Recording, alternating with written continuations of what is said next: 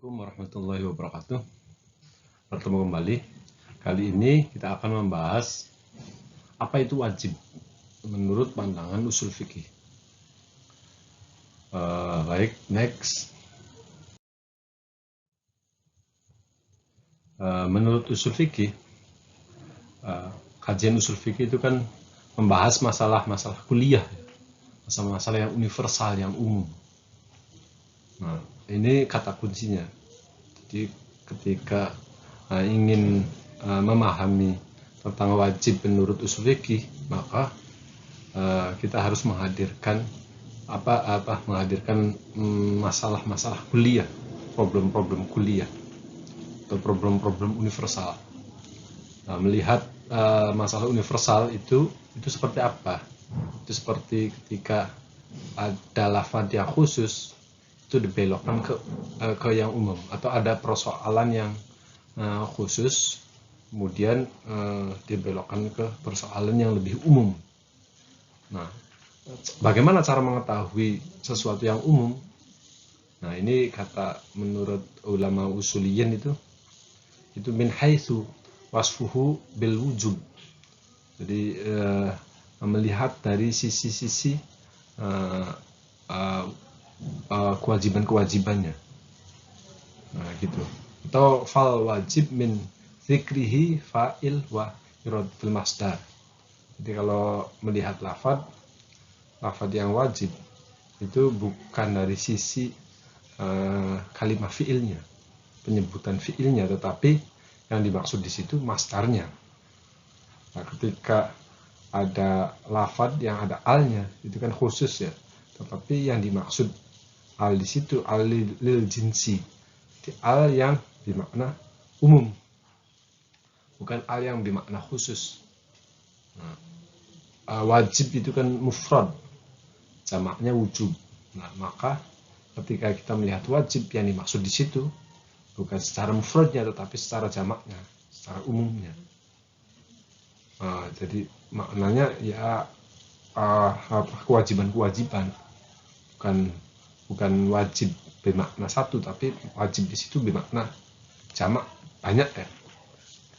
Nah, ini wajib ini apa? Wajib ini mensifati wajib dengan wujub.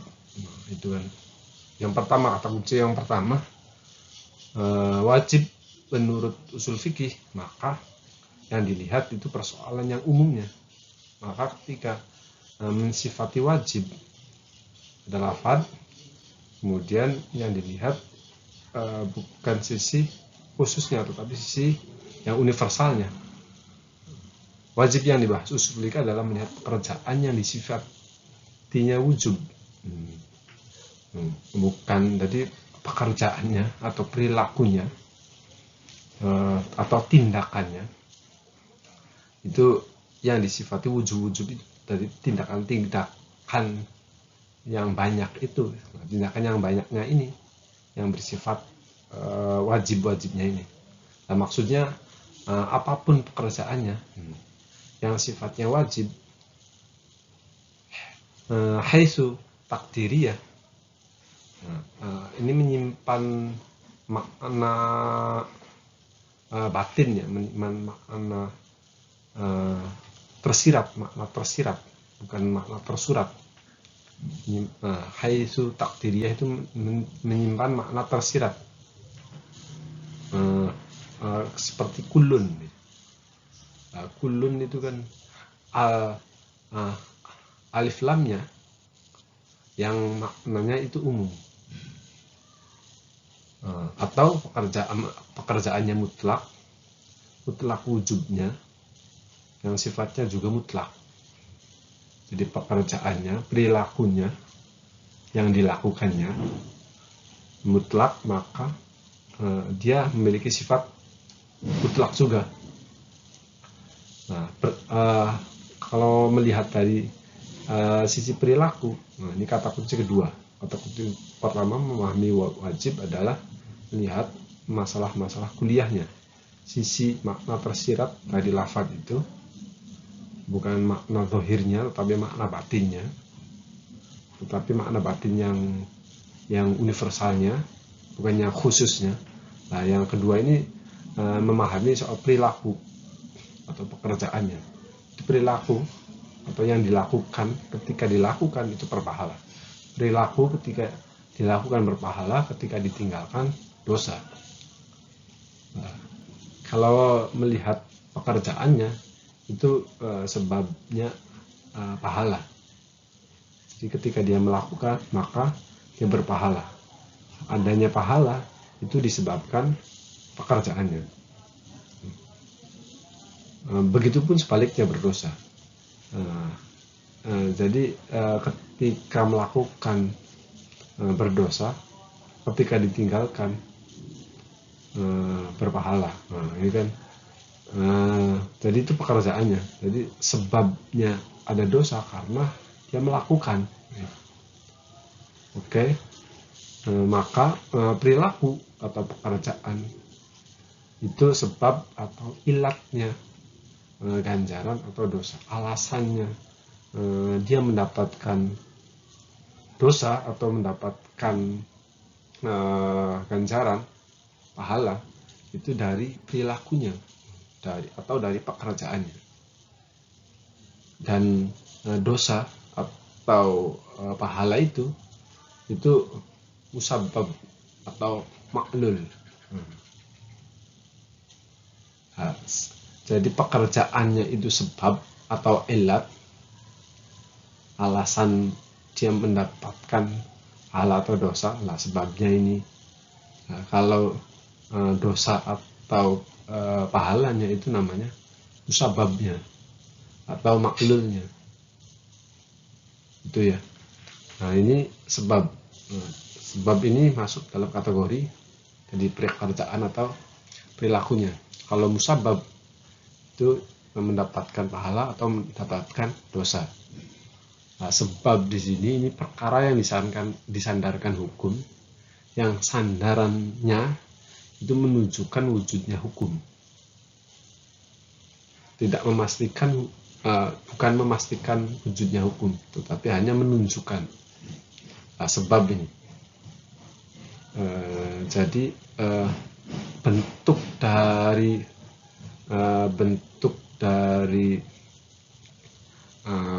sesuatu perkara yang dihukum itu, nah sandarannya wujudnya hukum, bentuknya hukum bisa dilihat itu dari tindakannya itu.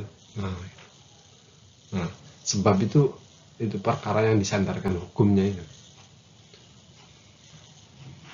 Yang sandarannya ini, perilakunya ini, itu menunjukkan wujudnya hukum itu. Nah, contohnya sebab ini apa? Qudratul abdi muqarinatul liqadiri. Nah, jadi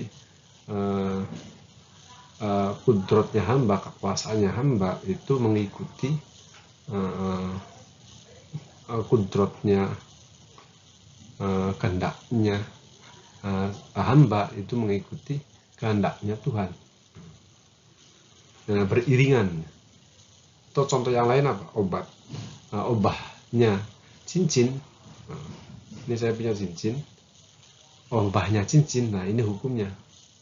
Berubahnya cincin disandarkan pada obahnya jari.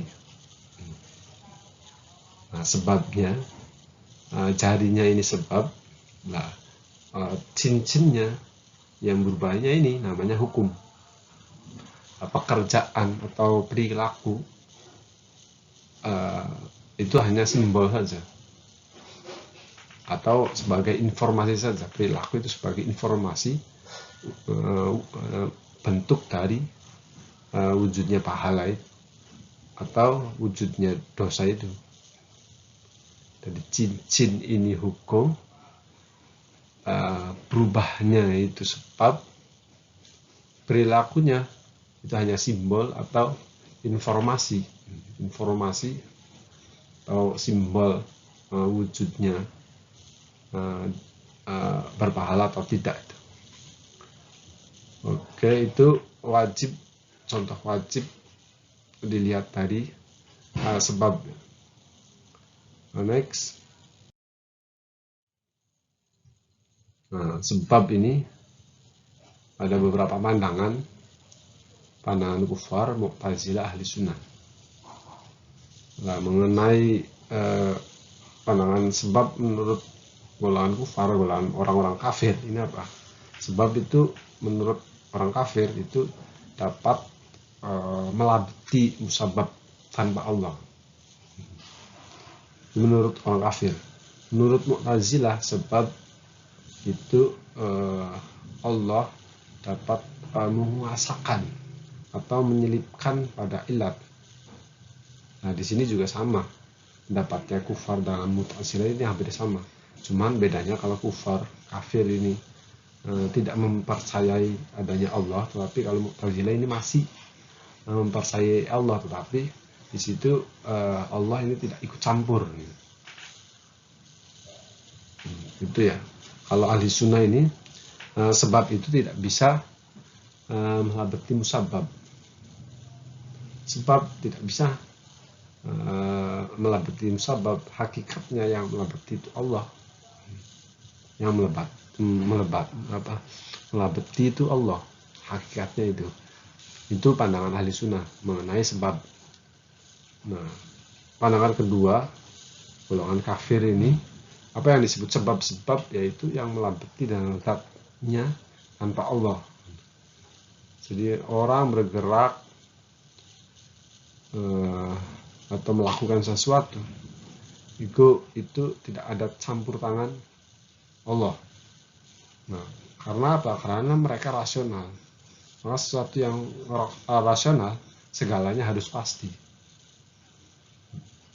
Nah, yang tidak masuk akal, yang tidak kelihatan, maka di situ tidak pasti, tidak rasional. Makanya sebab yang melabeti itu dengan zatnya sendiri. Manusia ya dengan manusianya itu sendiri, tanpa ada campur tangan Allah. Mu'tazilah, menurut kaum Mu'tazilah ini, pekerjaan yang melabeti itu pada pahala itu bidzatihi. Sama juga sebab menurut kafir dengan Mu'tazilah ini sama seperti kafir, tapi masih mengaku Allah itu kan. Itu pekerjaan bisa melabeti pada pahala. Tapi itu kan jadi orang yang melakukan kebaikan, orang yang ibadah ya wajib dikasih pahala kan gitu. Karena siapa yang ngasih pahala? Ya dirinya sendiri kan gitu. Nah, kalau ahli sunnah kan tidak. Yang namanya sebab itu yang menginformasikan Allah dapat melabeti sebab itu. Sebab hanya simbol atau ciri melabetinya Allah pada musabab. Jadi sebabnya itu hanya simbol, yang melabetinya itu Allah pada musabab itu. Infonya tidak pasti. Nah, hukumnya itu jaiz. Gitu ya. Nah, jadi kesimpulannya di sini tentang sebab itu, kalau menurut kufar atau orang-orang kafir dan golongan Mu'tazilah, jadi wujudnya sebab itu pasti wujudnya musabab atau sebab. Wujudnya sebab pasti wujudnya musabab atau sebab. Itu dapat melabeti dengan musabab. Ya. Jadi sebab atau wujudnya musabab itu dapat melabeti musabab dengan zatnya, baik dengan zatnya atau dengan wataknya, atau zatnya itu dengan wataknya, atau dengan wataknya itu dengan sifatnya, tidak dapat dipisahkan sama sekali. Seperti apa? Seperti Allah harus memberi pahala orang yang beribadah, tidak kurang atau tidak lebih. Itu pandangan sebab menurut golongan kufar atau Mu'tazilah. Kalau ahli sunnah, sebab itu mungkin Allah menjadikan sebab, tidak menjadikan musabab. Mungkin saja, bisa saja Allah menjadikan sebab tetapi tidak menjadikan musabab, atau ada sebab tidak ada musabab. Bisa saja sebab tidak ada musababnya, ada sebab tetapi tidak ada musababnya. Seperti apa? Seperti kisahnya Nabi Ibrahim yang yang dibakar hidup-hidup, tetapi apinya itu tidak membakar. Nah, sebabnya ini api panasnya itu musabab. Nah, bisa saja musabab itu ada atau tidak ada, kan gitu. Bisa saja sebab tidak terjadi pada musabab, api tidak panas, justru dingin, atau adanya sebab tidak ada musabab. Nah, itu adanya api tetapi tidak ada panas, tidak membakar, adanya api tetapi tidak membakar. Nah, itu terkait sebab. Oke, next. Jangan subscribe, like, and share. Terima kasih. Jika ada pertanyaan, tulis di kolom komentar. Sehat-sehat selalu. Wassalamualaikum.